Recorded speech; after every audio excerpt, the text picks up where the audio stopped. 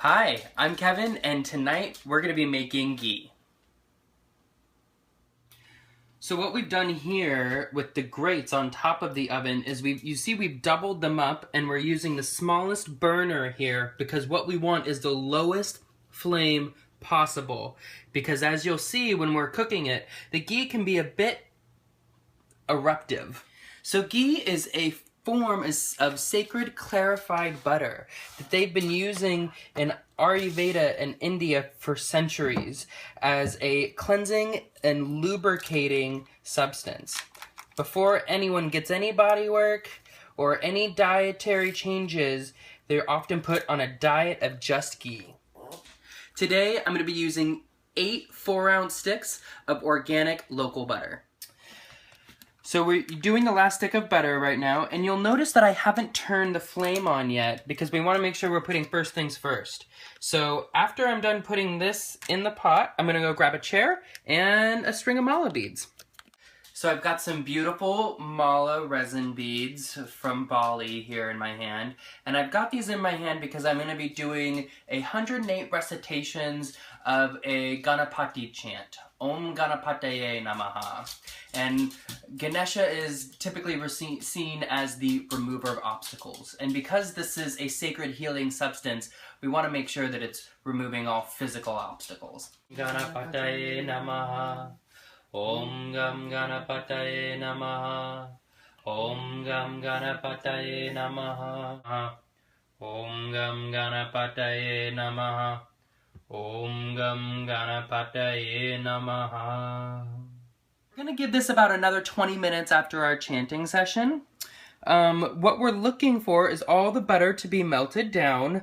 There's going to be a little bit of eruptive boiling happening, but we're really looking for a thick layer of the milk solids to be on top for us to skim it. If you look here in the bowl, you can already see some of them forming. That's kind of the white frothy part on top. In about 20 minutes, it'll be more of a thick layer that we're going to skim off. So here's a lot of the milk solids that have risen to the top. I'm going to give this just a couple more moments before we do our first and biggest kind of skim of the milk solids, just to make sure that we get the most out of that first skim. Right, so we've got a couple more tools in front of us here that we're going to need. One, I've got a wooden spoon to do some of the skimming and a plate to receive the milk solids. And then this is a kind of a mesh strainer here that I just got at an Asian food store. And you can tell I'm an Ayurvedic practitioner here because all of my favorite things are stained with turmeric. So I've got the first skim here almost done. And you can see that you can still see some milk solids coming up, and I can't really grab those because they haven't come to the surface yet. So we're going to give this a little bit more time, and then there'll be another smaller layer that we'll need to skim off again. All right, we've got another layer of milk solids here to skim off. So I'm going to gently just gather them with the wooden spoon again. And you can see as I collect these milk solids that there's still tiny milk solids that are coming up as the ghee is boiling, so we want to make sure that we get those too, so it's going to require a little bit longer.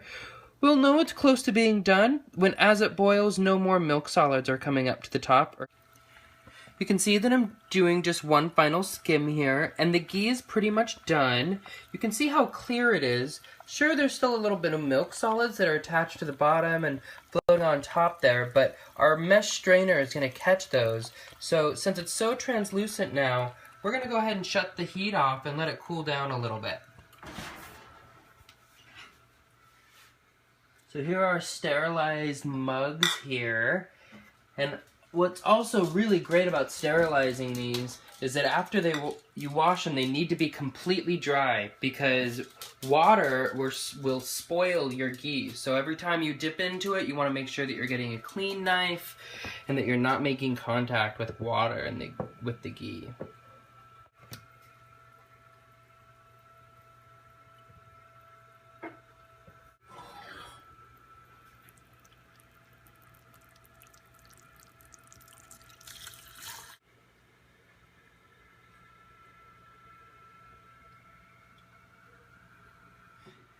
We've got our beautiful ghee here. There's so many different uses for it. I may use some of it for a panchakarma treatment called a netra basti, which is an eye cleansing treatment. I could spread it on toast or mix it in with some quinoa with a basil, cilantro, and lemon balm pesto that I'll be making as well. Thank you very much and enjoy.